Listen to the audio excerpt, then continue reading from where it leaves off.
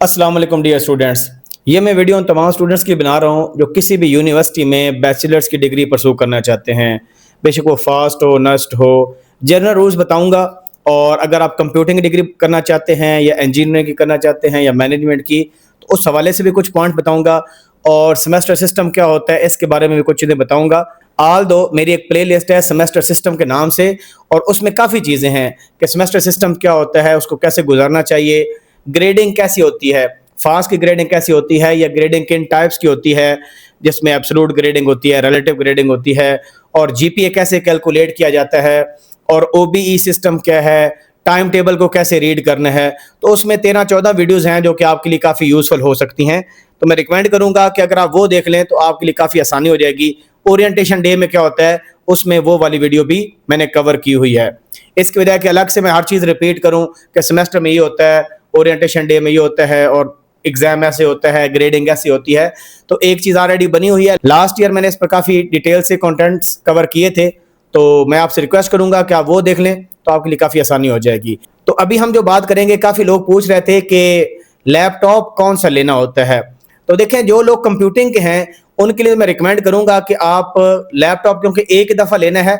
अगर आपकी जेब इजाज़त देती है, मीन्स के माली हालात अच्छे हैं, आप इस्तात रखते हैं, तो अच्छा लैपटॉप मैं कहूँगा आप उसको परचेज़ करें कि उसमें 16 GB तक अगर आपके पास रैम है तो वो ऑलमोस्ट बहुत ज़्यादा है, वो ख़त्म नहीं होने वाली, ठीक है। और हार्ड डिस्क जो है वो SSD होनी चाहिए। अब डिपेंड करता है कि आपकी जेब कितनी ज़्यादा देती है। मेरे ख्याल में अगर 512 SSD भी होगी वो भी काफ़ी होगी, अगर अदरवाइज़ 1 TB होगी तो वो भी मोर देन इनफ है। मेरे पास जो लैपटॉप है उसमें 1 TB हार्ड डिस्क है, SSD, और इसके अलावा 16 GB रैम है इसमें, ठीक है। और जनरेशन की बात करें तो आजकल तो 13 जनरेशन भी आ गई मेरे ख्याल में। तो कोई भी लैपटॉप जो 8 जनरेशन एंड अबव हो ना, वो आपके लिए काफ़ी अच्छा सूटेबल होगा आपके लिए, ठीक है। क्योंकि ये जो लैपटॉप है रिफर्बिश कंडीशन में मिलते हैं। अगर नया लेना चाहते हैं, अफोर्ड कर सकते हैं, नया ले लें, तो मिनिमम 8 जनरेशन के आसपास आपका लैपटॉप होना चाहिए, और जो स्पेसिफिकेशन मैंने बताई है वो होनी चाहिए। और इसके अलावा अगर हम कोर्स की बात करें तो मिनिमम कोर i5 होना चाहिए। कोर i5 हो, कोर i7 हो, वो रिकमेंडेड है, ठीक है जी। तो जो आप मार्केट विजिट कर लें, लाइक जिस तरह इधर दुबई प्लाजा है रावलपिंडी के अंदर, लाहौर में भी मार्केट्स होंगी, डिफरेंट मार्केट से आइडिया ले लें। और अगर पेन पैक लेना है, डब्बा पैक लेना है, तो वो भी आपकी मर्जी है, अगर रिफर्बिश्ड लेना है वो भी आपकी मर्जी है, ठीक है जी। तो इसके डिफरेंट रेट्स होते हैं और कंपनी भी डिफरेंट होती हैं। डेल भी है, HP है, लिनोवो है, और इसके अलावा एसूस है जो कि गेमिंग के लैपटॉप्स होते हैं। कुछ लोगों को गेमिंग का बड़ा शौक होता है तो वो ज़्यादा एक्सपेंसिव होते हैं फिर, क्योंकि उनमें ग्राफिक्स कार्ड भी होता है, GPU भी अलग से उनमें होता है। तो वो डिपेंड करता है कि आप की जो है इस्तात कितनी है, कितना आप अफोर्ड कर सकते हैं।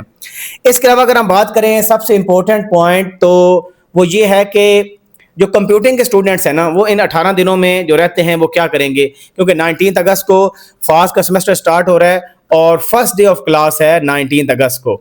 सो सेमेस्टर नॉर्मली होता है 16 वीक्स का।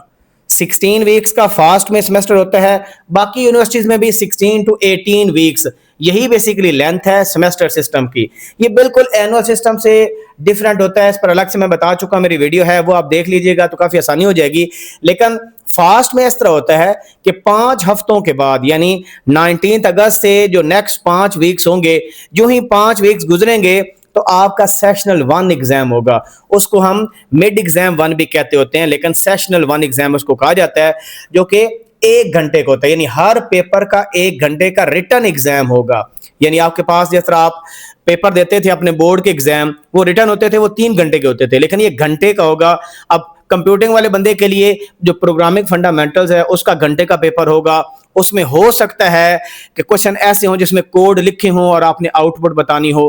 प्रोग्रामिंग फंडामेंटल की मेरे अलग से प्लेलिस्ट भी है, उसमें तकरीबन 70 के अराउंड वीडियोस हैं, जिसमें मैंने बताया भी हुआ है कि पेपर में एक्चुअली आता क्या है, कैसे क्वेश्चन आते हैं, कोर्स आउटलाइन क्या है, कौन सी बुक्स रिकमेंडेड हैं, और उस पर भी मेरी एक वीडियो है कोर्स आउटलाइन के हिसाब से, वो आप पढ़ लें, आपको आइडिया हो जाएगा भाई कौन कौन से टॉपिक्स होंगे। तो प्रोग्रामिंग फंडामेंटल में सबसे बेसिक जो डाटा टाइप्स होती हैं, वेरिएबल कैसे डिक्लेयर होते हैं, उनकी टाइप्स क्या हैं। उसके अलावा फिर आगे कंट्रोल स्ट्रक्चर्स आ जाती हैं, जिसमें इफ एल्स है, लूप्स है। जो ICS वाला बच्चा है ना, वो तो पढ़ के आया होता है, लेकिन ICS में अच्छा ग्रेड आने की जमानत ये नहीं होगी कि आप फास्ट में भी अच्छा ग्रेड ले लेंगे, क्योंकि यूनिवर्सिटी की जो एजुकेशन है ना, उसका जो लेवल है काफ़ी अप होता है। आप देखेंगे एग्जाम में, खुद जज भी करेंगे कि ऐसे क्वेश्चन होंगे जो कि पहले आपने ना देखे होंगे ना सुने होंगे। तो इस वजह से आप उसको प्रिपेयर करें, बुक भी रीड करें, डिफरेंट चैनल्स भी हैं। मेरा प्रोग्रामिंग फंडामेंटल का चैनल है, कोड विद हैरी में लिखे प्रोग्रामिंग फंडामेंटल या programming in C plus plus with code Harry, उसकी प्लेलिस्ट आ जाएगी। लेकिन उसने प्लेलिस्ट के अंदर ऊब के कॉन्सेप्ट भी कवर किए हुए जो कि सेकंड सेमेस्टर के हैं। तो आपने मैक्सिमम कंट्रोल फ्लो स्ट्रक्चर्स, यानी इसमें लूप्स भी आ जाएंगे आपके, और उसके अलावा एरेज करने हैं, फंक्शंस करने हैं, उसके अलावा आपने फाइल हैंडलिंग करनी है और एंड पर पॉइंटर्स करने हैं। ठीक है, पॉइंटर्स बहुत इंपॉर्टेंट हैं, खैर ये बाद में कवर होते हैं सेकंड मिड के बाद। तो ये कुछ कंटेंट मैंने बता दिया, वहां पर आउटलाइंस भी हैं। और जो बुक्स है ना, तो अगर आप सिंपल गूगल पर भी लिख दें कि जो टेक्स्ट बुक है ना, सिंपल आप लिखें गूगल पर, तो टेक्स्ट बुक आप आराम से डाउनलोड कर लेंगे, उसमें कोई कबाहत नहीं है, टेक्स्ट बुक भी रेफरेंस बुक भी। ठीक है, तो वो आप कर लें। Starting out by C plus plus, ये बुक है बाय टोनी ग्रेडिस। तो ये बुक आप बेसिकली डाउनलोड कर लें, इजीली गूगल से डाउनलोड हो जाएगी, और इसको रीड करना स्टार्ट कर दें, इसके प्रोग्राम को करें, कंपाइलर में भी करें और हाथ से भी लिख के करें, और एक एक लाइन को देखें कि क्या करें। कुछ चीज समझ नहीं आती, चैट जीपीटी को दें, पूरा टेक्स्ट कॉपी करके पीडीएफ में से, वो आपको आसान अल्फाज में उर्दू में भी एक्सप्लेन कर सकता है। उसको बोले मुझे उर्दू में समझाएं, तो उर्दू में ट्रांसलेट करके आपको दे देगा। तो प्रोग्रामिंग फंडामेंटल्स कंप्यूटिंग वालों के लिए सबसे क्रूशियल और इंपॉर्टेंट सब्जेक्ट है, इसमें ज्यादा स्टूडेंट स्ट्रगल करते हैं। और उसके बाद उनका एक सब्जेक्ट होता है कैलकुलस एंड एनालिटिकल ज्योमेट्री, ये भी बहुत इंपॉर्टेंट है। इसमें सबसे जो इंपॉर्टेंट टॉपिक्स होते हैं ना, वो स्ट्रेट लाइंस हैं, कि आप डिफरेंट फंक्शंस को प्लॉट कैसे करोगे, उनके स्लोप कैसे निकालेंगे, उसके अलावा कंटिन्यूटी और लिमिट्स के बहुत इंपॉर्टेंट, यानी डेरिवेटिव्स बहुत इंपॉर्टेंट हैं। लेकिन जिस तरह एफएससी में पढ़ते थे ना, उससे थोड़ा सा हट के यहाँ पर एक डायरेक्शन में फॉलो किया जाता है। ठीक है, और डोमेन रेंज बहुत इंपॉर्टेंट है, यानी continuity, limits, domain range, derivatives. ठीक है, ये बहुत इंपॉर्टेंट टॉपिक्स हैं। फंक्शन को प्लॉट करना, तो कहां पर कंटिन्यूस होगा, कहां पर डिसकंटिन्यूस होगा, उनकी रेंजेस बताना, तो ये बहुत इंपॉर्टेंट चीजें हैं जो कि शुरू में आप देखेंगे कि आपने इस तरह एफएससी में पढ़ा होगा जिस तरह यहां पर यूनिवर्सिटी में पढ़ाया जाता है। और थर्ड इंपॉर्टेंट सब्जेक्ट है अप्लाइड फिजिक्स।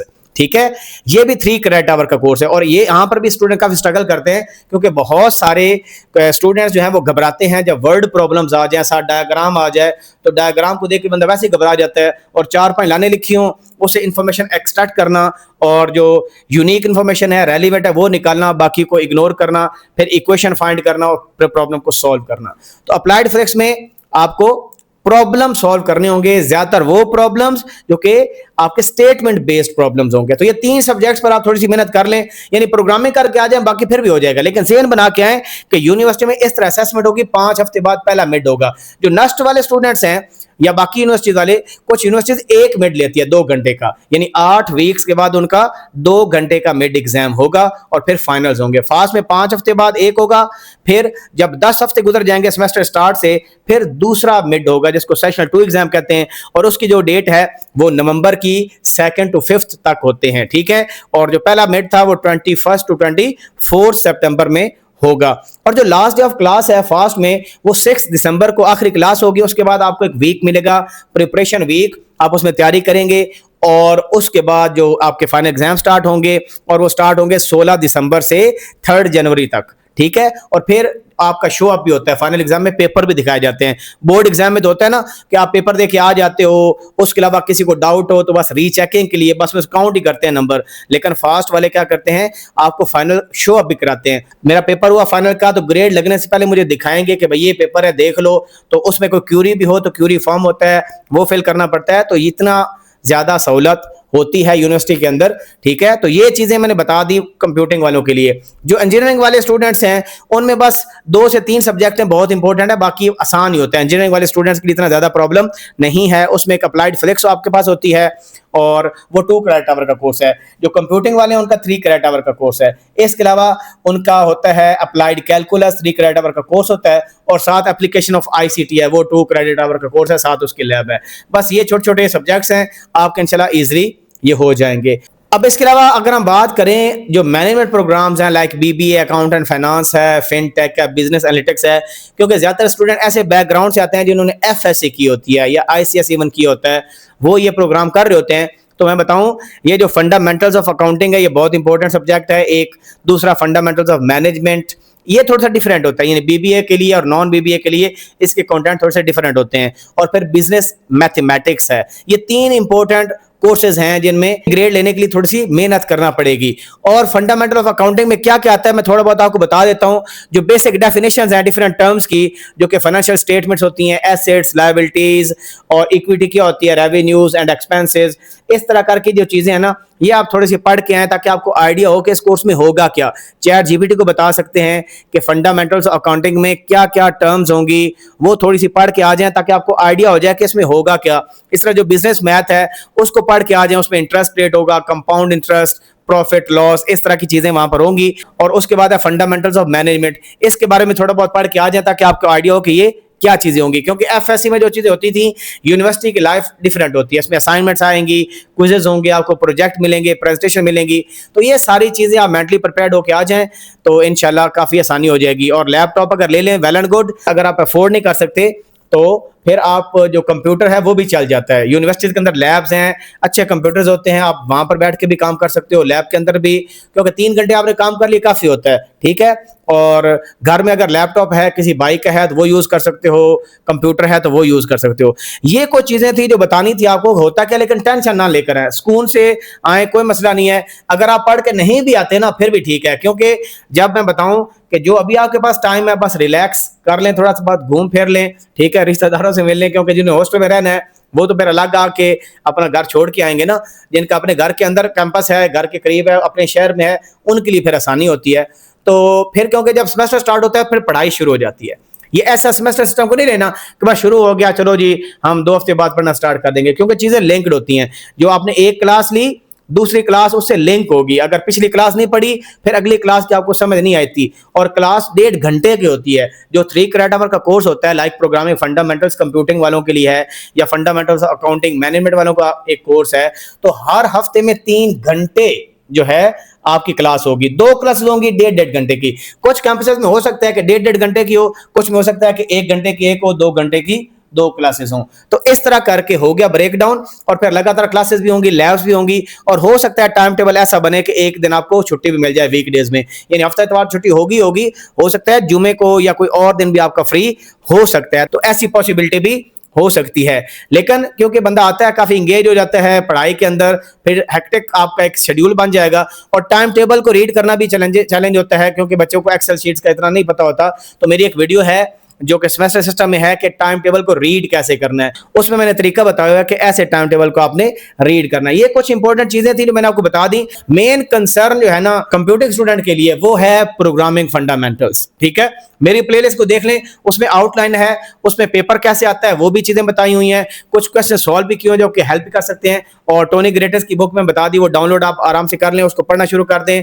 और क्योंकि पेपर में ना कोड लिखना होता है, वहां पर कंप्यूटर पर नहीं करना होता। लैब में आपका अगर लैब एग्जाम हो रहा है, मिड एग्जाम, उसमें आपको कंप्यूटर पर कोडिंग करनी होगी। और जो फाइनल एग्जाम कोर्स का होता है और जो मिड एग्जाम कोर्स का होगा उसमें पेपर पर ही होगा, या तो कोड लिखना होगा या कुछ पार्ट कोड का लिखना होगा, और कुछ क्वेश्चन होंगे जिसमें कोड की आउटपुट बतानी होगी, कोड में कोई एरर है वो बताना होगा। ये सारी चीजें मैंने प्रोग्रामिंग फंडामेंटल के जो प्लेलिस्ट है उसमें डाली हुई है। और उसके अलावा सेमेस्टर सिस्टम की प्लेलिस्ट भी है, उसको भी आप विजिट कर सकते हैं।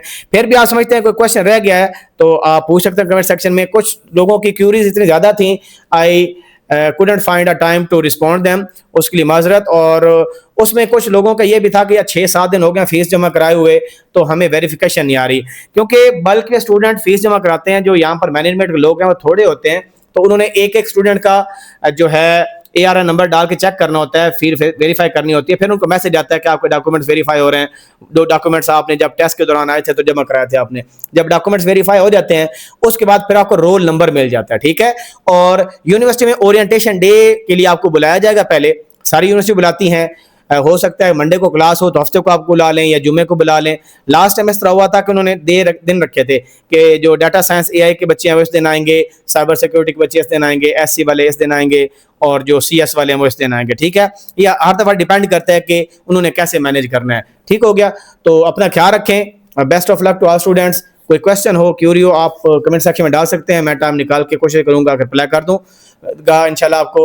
अगर मैं रिप्लाई नहीं भी करता या पहले भी नहीं किया तो उसके लिए मैं माजरत, क्योंकि यार मेरा भी शेड्यूल काफ़ी एक्टिव है, ठीक है। मैंने पेपर भी चेक करने होते हैं, मैं पढ़ा भी रहा हूँ, और भी काफ़ी काम चल रहे होते हैं। तो ये एक्स्ट्रा टाइम थोड़ा बहुत निकाल के मैं आपके लिए कंटेंट बना देता हूँ। तो मुझे भी दुआ में याद रखें। अल्लाह हाफिज़ नासिर।